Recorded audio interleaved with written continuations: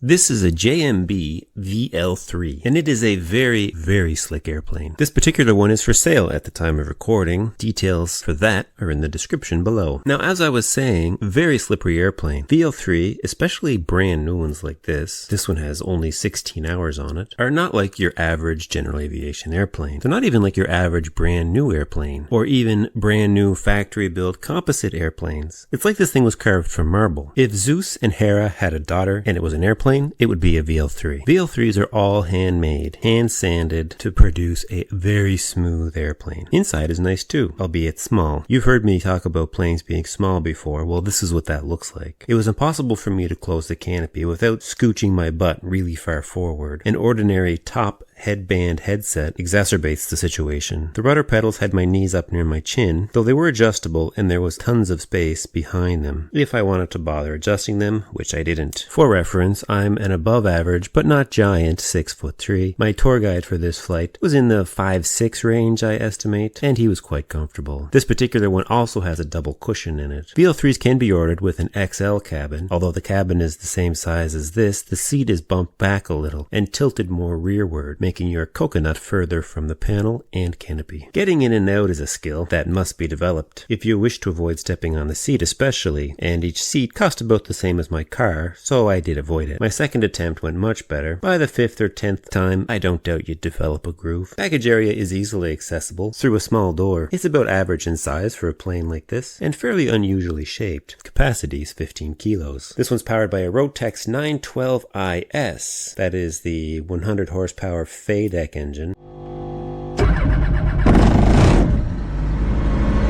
I like playing with buttons in airplanes, but mixture control's a bitch. Controlling mixture to me is like buying a used car, and no matter what I do, I feel like I'm getting screwed. It was nice to let the airplane worry about that one. The nose wheel is steerable and is also very tight. Very little pressure is required to change direction. I struggled to keep it straight, quickly backtracking the runway at a busy training airport with planes in the circuit, though by the time our flight was over, I had it under control. With my large self and my average-sized co-pilot, full tanks, we were just about at gross weight.